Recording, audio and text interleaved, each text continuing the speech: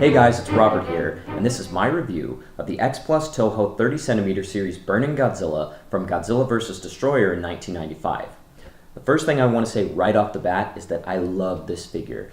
He's one of the best figures that X-PLUS has put out in a long time, and he's certainly the best version of the Burning Godzilla that they've ever done. I'm all about accuracy, so I'm not a huge fan of the 25cm Large Monsters figure or even the gigantic series Burning Godzilla. Don't get me wrong, those are both great figures, but this is truly the one that I've been waiting for. For one thing, he's massive. This figure stands just a hair under 13 inches tall, so he's slightly bigger than other Godzillas in the 30cm scale. And he's heavy too, so he just really embodies the power and the ferocity of the Burning Godzilla. Starting with the sculpt, I was very pleased to see the accuracy of this figure, particularly the face, when images of the prototype first started popping up online. But I was even more impressed when I finally saw him in person. The face on this guy is incredibly accurate to the film. While most of the Heisei Godzillas had a design that didn't really change much throughout the series, Burning Godzilla definitely had his own unique look that's slightly different from the previous suits. And I think that X-PLUS has done a fantastic job of capturing the likeness from the film with this figure. The eyes and the face are really spot on, and I think they've created probably the most suit-accurate version of the Burning Godzilla that I've ever seen. Like the recent Shin Godzilla figure that X-PLUS put out, this one is also sculpted in a translucent vinyl. Burning Godzilla is made of translucent orange vinyl with the charcoal gray areas of his skin painted on top. This creates a really cool glowing effect, particularly with the spines, and when held up to the light, the exposed translucent areas will actually burn or glow just like they did in the movie. Even the eyes will light up if held at the right angle. It's not perfect though. I've seen some other reviews where people have put a light inside him, and there's quite a bit of bleed through in the painted areas, so I'm glad that X-PLUS didn't do a light up Rick option for this figure. I was particularly impressed by the teeth.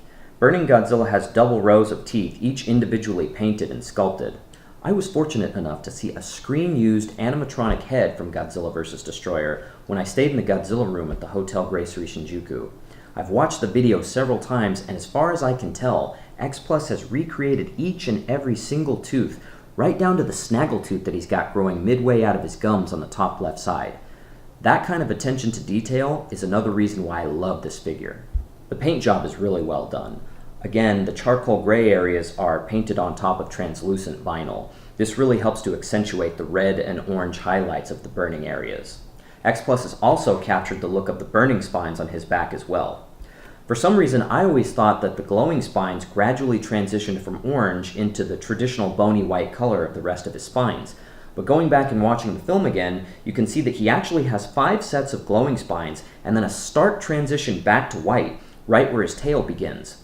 This too has also been accurately recreated with this figure. Let's look at the face. In my opinion, X-PLUS has, for the most part, expertly captured the likeness of this guy. As KaijuAddicts.com put it, the face is unmistakably Godzilla 1995. The teeth are individually painted, and the eyes are really quite stunning. They have a glossy coating on them that really helps bring them to life. Like the movie, he has black rings around his irises with tiny pupils inside. This really helps make him look ferocious and menacing. I'm not sure exactly how this was achieved because it looks so perfect, it almost seems as though X-PLUS cheated the effect somehow. Others have suggested that his eyes are actually clear stickers that are applied and then sealed with a clear coat. I'm ashamed to admit that my eyes aren't what they used to be, so no matter how hard I look at this guy, I can't seem to tell if the eyes are painted or not. But regardless, they look really great. The paint on the fingers and toes is also really well done, and what we'd expect from X-PLUS. He has a simple yellowish coating of paint on each of his claws, which looks really nice. I only have a few complaints about this figure, but they're worth mentioning. While I do think that his likeness is really great, and probably the best that we've seen, there's something about his nose that I don't quite like. He kind of has a pig's nose.